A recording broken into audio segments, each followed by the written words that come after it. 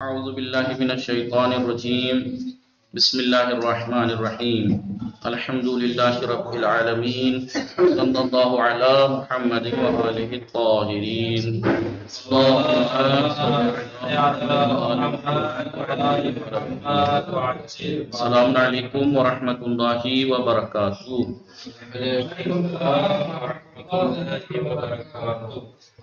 جی الحمدللہ آپ ٹھیک ہیں؟ رضی راغب غلام علی علی اصغر فرقان چراغ شارب آپ لوگ ٹھیک ہیں؟ تسنیم میم آپ ٹھیک ہیں؟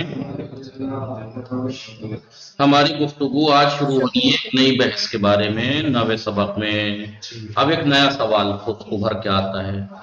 پیچھے سوال یہ تھا کہ قصے کیوں دہرائے گئے ہیں، اس سے پہلے تھا، سب سے پہلے تھا قصہ کہتے کسے ہیں، کیا معنی ہے قصے کا، قرآنی قصہ کسے کہتے ہیں، اس سوال کا جواب پہلے درس میں دیا۔ دوسرا سوال یہ تھا کہ قصے کے اجزائے ترکیبی ہیں کیا، کن چیزوں سے مل کے قصہ بنتا ہے، اس کے لیے 3 درس بیان کیے تھے، زمان، کردار، مکان، یہ وغیرہ۔ پھر اور یہی اس میں یہ تھا کہ اس میں سے قرآن نے کون سے اجزاء کو کس طرح استعمال کیا ہے۔ پھر اس کے بعد سوال تھا کہ قرآن کا میں جو قصے بیان ہوئے ان کا ہدف اور مقصد کیا ہے، قرآن میں جو قصے بیان ہوئے ہیں، کہانیاں گزشتہ قوموں کی، وہ کس لیے ہیں، اس کا ہدف اور مقصد کیا ہے۔ پھر اس کے بعد یہ تھا کہ قرآن میں قصے دہرائے کیوں گئے، ریپیٹ کیوں ہیں۔ اب ہے قرآن کے قصوں کا دوسری کہانیوں میں کیا فرق ہے، قرآنی قصوں کی کیا خصوصیات ہیں جس کی وجہ سے قرآنی قصے دوسری نارمل کہانیوں سے زیادہ ممتاز ہو جاتا ہے۔ سمجھ میں آ رہا ہے؟ تسلیم میں قرآنی قصے ایک ہوتا ہے قرآنی، ایک قصہ نارملی آپ نے بھی بہت سے قصے کہانیاں سنی ہوں گی، چاہے وہ حقیقی ہو چاہے جھوٹی کا تو کوئی بات ہی نہیں، بنائی ہوتی ہیں جیسے، وہ الگ بات نہیں، جو حقیقی بھی کہانیاں ہیں نارملی ان کا قصوں میں، قرآنی قصوں میں قرآنی قصے کو کیا امتیاز حاصل ہے، کیا خصوصیات ہیں قرآنی قصوں کے اندر، یہ ہے کن خصوصیات کی وجہ سے قرآنی قصے دوسری کہانیوں سے ممتاز اور برتر ہیں، سوال یہ ہے۔ دوسرا، قرآنی قصوں کے لیے کن سانچوں کا استعمال کیا گیا، قرآنی قصوں کو کن سانچوں میں ڈھالا گیا ہے۔ آئیے پہلے قرآنی قصوں کی خصوصیات دیکھتے ہیں، خصوصیتیں۔ قصے گوئی کے قواعد و ضوابط کے لحاظ سے، جو قصے گوئی کے قواعد ہیں، ضوابط ہیں، اصول ہیں، اس کے لحاظ سے قصے کو ایک خاص چوکھٹے اور کچھ ضروری اجزاء پر مشتمل ہونا چاہیے۔ جو قصہ گوئی کے جو اصول و ضوابط ہیں، قواعد ہیں، اس میں کیا ہوتا ہے کہ قصے کو ایک خاص چوکھٹے میں اور ضروری اجزاء اس کے اندر ہونے چاہیے، تبھی وہ ایک قصہ اچھا قصہ ہوتا ہے، تب اسے ادبی اور فنی قصہ کہا جائے گا۔ تو کس قصے کو فنی اور ادبی قصہ کہا جائے گا کہ قصے گوئی کے تمام اصول اور ضوابط اس میں لحاظ رکھے گئے ہوں اور ایک خاص چوکھٹے میں اس میں ضروری اجزاء کے ساتھ ہونے چاہیے، اس میں ضروری اجزاء۔ لیکن قرآنی داستانوں میں جو چیز سب سے زیادہ اہم کی حامل ہے، قرآنی جو قصے ہیں اس میں جو سب سے زیادہ اہمیت ہے وہ کیا ہے، وہ ان کی تربیتی اور ہدایت آمیز اہداف۔ قرآنی قصوں کے اندر جو تربیتی اور ہدایت آمیز ہدف ہیں وہ سب سے اہم ہے۔ قرآنی قصوں میں سب سے اہم چیز کیا ہے، تربیت کی گئی ہے لوگوں کی، ہدایت کی گئی ہے لوگوں کی۔ ہر قصے کو بیان کرنے کے بعد مورل آف دا سٹوری بتایا ہے کہ آپ اس سے سیکھیے، لعلکم تتفکرون، کیا ہے، لعلکم تہتدون، یاد دہانی کرانے کے لیے، تاکہ تم ہدایت پا سکو، تاکہ تم غور و فکر کر سکو۔ یہ سب کس لیے، تو قرآن کے جو داستانیں ہیں سب سے زیادہ جو اہمیت جس کی چیز کی ہے ان قرآنی قصوں میں، وہ کیا ہے، وہ ہے تربیتی اور ہدایتی اہداف اور مقصد اس کے، صحیح ہے۔ اسی ہدف کی روشنی میں کیونکہ قرآنی قصوں کا اصل ہدف کیا ہے، تربیت، ہدایت، دوسرے ضروری اجزاء کا مناسب استعمال کیا جاتا ہے۔ اسی کے ذیل میں قرآن کی وہ امتیازی خصوصیت ہے، وہ برتری ہے اس کی جو اور کہیں دیکھنے کو نہیں ملتی۔ اور قصے کہانی سنی ہوں گی، ضرور نہیں کہ اس میں ہدایت، اس میں تربیت ہونی، لیکن قرآن قصوں میں ہے۔ اسی کی بدولت قرآن قصے اور دوسرے ادبی اور فنی داستانوں سے قرآن قصے ممتاز ہو جاتے ہیں، برتر ہو جاتے ہیں۔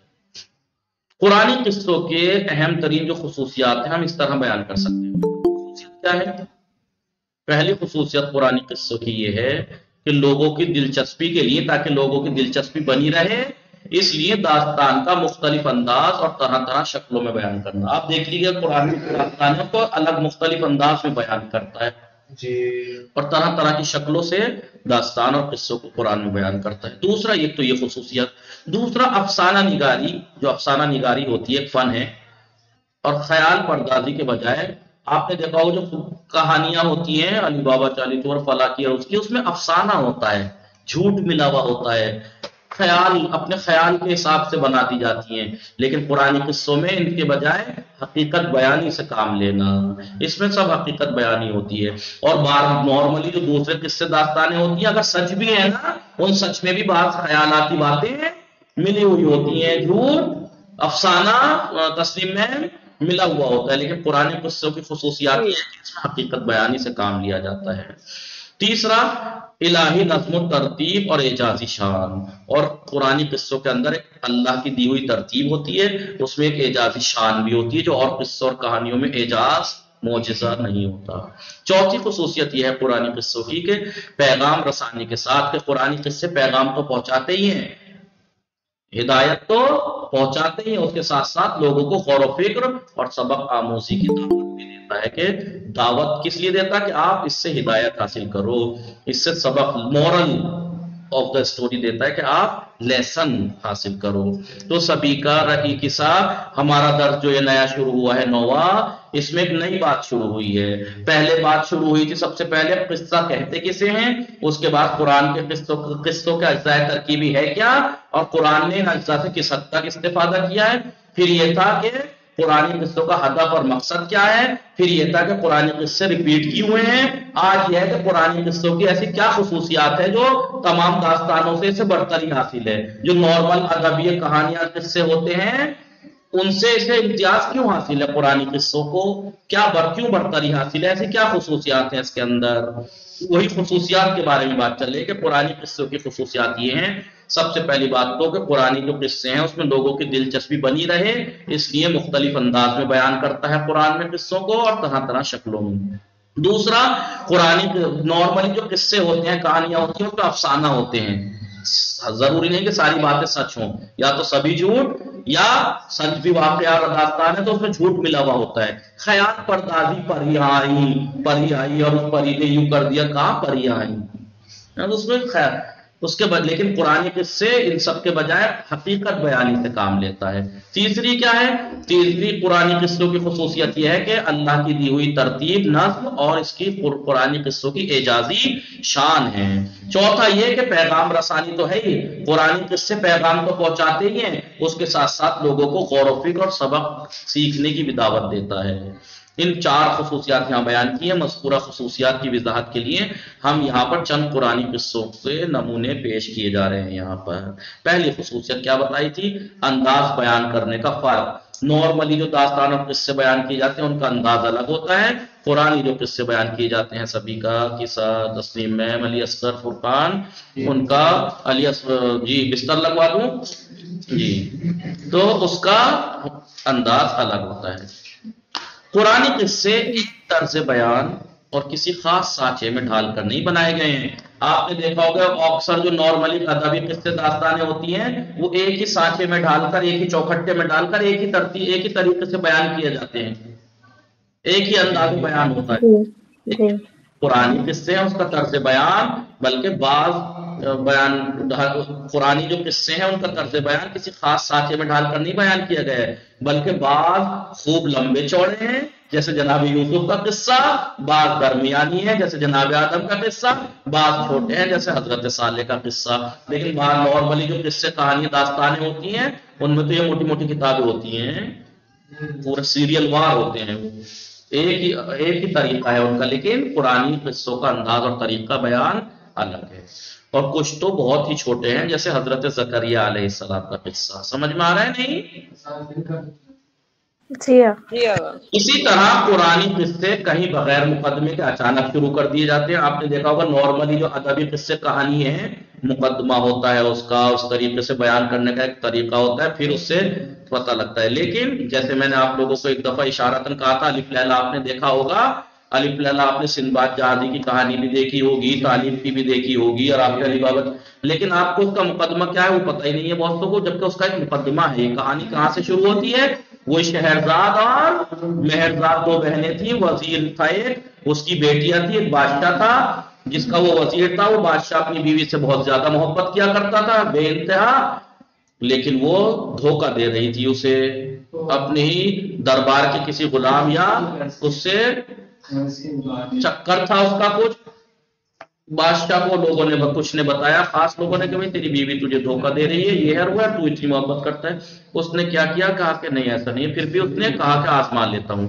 اس نے یہ کہہ کے، جیسے ہمیشہ بادشاہ لوگ نکلتے تھے، شکارگاہ ہوا کرتی تھی، اب وہاں شکارگاہ میں جب بادشاہ لوگ جایا کرتے تھے تو پورا ساز و سامان لے کے ضرورت کا لے جاتے تھے، 8-8 10 10 دن تک رہتے تھے وہاں شکار کرتے تھے، کھاتے تھے، بناتے تھے۔ اس نے کہہ کے کہ میں جا رہا ہوں ذرا شکار پہ، ساز و سامان لے کے نکلا، بیوی مطمئن کہ اب تو 8-10 دن سے پہلے پلٹے گا نہیں۔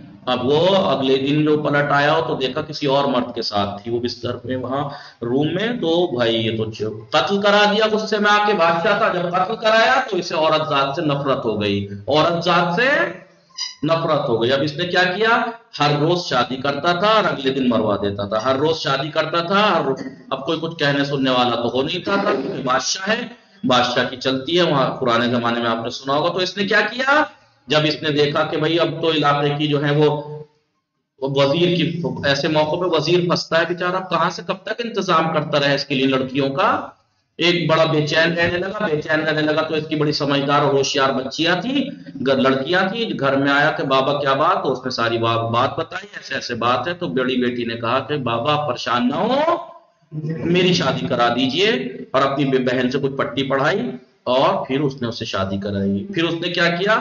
وہ گیا کہ آپ تو ایسا کرتے ہیں، لیکن وہ فلاں آدمی کا بڑا مشہور ہے اس بارے میں، وہ کون؟ کہ ایسے ایسے تھا۔ پھر وہ روز ایک داستان شروع کرتی تھی، اور جیسے ہی صبح ہونے والی ہوتی تھی بیچ میں چھوڑ دیتی تھی پوائنٹ پہ، کہ جہاں پہ سامنے والے کو شوق رہے کہ آگے کیا ہوا ہوگا، آگے بادشاہ یہ سوچ کے کہ آگے کیا ہوا ہوگا اسے قتل نہ کراتا تھا۔ اس نے 1001 راتیں کہانی سنائی، اسی لیے اس کا نام ہے الف لیلہ۔ الف کے معنی ہے ہزار، الف لیلہ 1000 راتیں، سمجھ میں آ رہا ہوں؟ 1000 راتوں میں اس نے علی بابا 40 چور کی بھی کہانی سنائی، ایک رات میں ایک نہیں سناتی تھی جی۔ اس نے سندباد جہادی کی بھی سنائی، اس نے جو حاتم کی بھی سنائی، اس طریقے سے جب کتنی 1000 راتیں اس نے، آخر میں اس نے سارا بیان کر کے مورل آف دا اسٹوری یہ ہوتا ہے کہ ساری باتیں ایسے بتاتی ہے کہ عورت نے اپنے ہسبینڈ کے لیے کیا کیا، اور ہسبینڈ نے اسے محبت، آخر میں اسے محبت ہو جاتی ہے، وہ اسے قتل بھی نہیں کراتا، ساری باتیں معاملات کرتی، یہ کہانی تھی۔ تو آپ نے دیکھا ہوگا جو ویسے قصے ہوتے ہیں ایک خاص سانچے میں ڈھال کے، ایک مقدمہ بیان کر کے، کیا مقدمہ ہوا ہوگا اس کہانی کا، اس طریقے سے بیان کیے جاتے ہیں، لیکن پرانی قصے بغیر کسی مقدمے کے اچانک شروع کر دیے جاتے ہیں، کہیں پہلے خلاصہ اور پھر اس کی تفصیل، پہلے تو خلاصہ تک بیان کر دے گا، کہیں تفصیل، پھر اس کے بعد تفصیل سے، کہیں بغیر کسی مقدمے کے ایسے ہی قصہ شروع ہو جاتا ہے، پرانی قصہ۔ اور کبھی کبھی تو قصے کا راز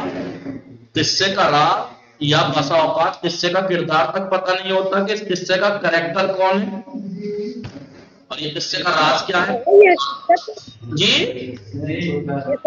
صحیح اسٹوری تھی یہ بادشاہ والی؟ یہ تو عرب کی کچھ ہیں یہ کہانیاں بنائی ہوئی ہیں، تو ملاوٹ بھی ہوگی، افسانے ہیں، کچھ حقیقتیں بھی ہوں گی کہیں کہیں۔ بہرحال تو ہم لوگوں کو بس یہ یاد ہے علی بابا 40 چور، ہمیں حاتم یاد ہے، یہ نہیں پتا کہ یہ سب اسٹوریز ایک مین اسٹوری سے جڑی ہوئی ہیں۔ وہ کیا ہے؟ مہرزاد نے وہ بادشاہ کو سنائی ہوئی کہانیاں ہیں کہ اور لڑکیاں بھی بچتی رہتی ہیں 1000 رات تک، ورنہ روز رات شادی کر کے روز مروا رہا تھا وہ تو، روز اگلے دن، ٹھیک ہے۔ کبھی کبھی تو قصے کا راز ہی پتہ نہیں لگتا، اور کبھی کبھی تو قصے کا کریکٹر ہی نہیں پتا ہوتا، قصہ شروع ہو جاتا ہے۔ پرانے قصے کی یہ خصوصیات ہیں، درمیان میں قصہ اور پھر قصہ بیان ہوتے ہوتے کبھی کبھی قصے کے بیچ میں کسی جگہ وہ راز آ کے کھلتا ہے کہ بھائی یہ راز تھا اس کا ہے۔ یہی مختلف انداز بیان، طرز بیان، مختلف شکلوں میں بیان کرنا، مختلف سانچوں کا فرق قرآن قصوں کو اعجازی بیان کی علامت ہے، اس کے اعجاز ہونے کا، معجزہ ہونے کا یہ علامت ہے، کیونکہ اس میں تمام فنکاریوں کا اس طریقے سے استعمال کیا گیا ہے کہ حقیقت بیانی بھی رہے، پیغام رسانی بھی باقی رہے، اور قصوں کی تکرار मुखातब के जो सुनने वाले अफराद हैं उनको उससे ऊब ना जाएं, उकता ना जाएं, उसका सबब भी ना। इस तरीके से पुराने किस्सों को बयान किया गया है। यहाँ पर हम ऐसे पुरानी उसलूब असालीब की तरफ इशारा कर रहे हैं जो किस्से में शायकीन को दिलचस्पी का सबब बनते हैं। खुलासे के जरिए से कभी कभी किस्से का आगाज होता है कुरान में, कभी किसी तरह से। बाकी इंशाअल्लाह कल पढ़ेंगे, टाइम पूरा हो गया। वसल्लल्लाहु अला मुहम्मदिन व आलिहि ताहिरीन। अल्लाहुम्मा सल्ली अला मुहम्मद।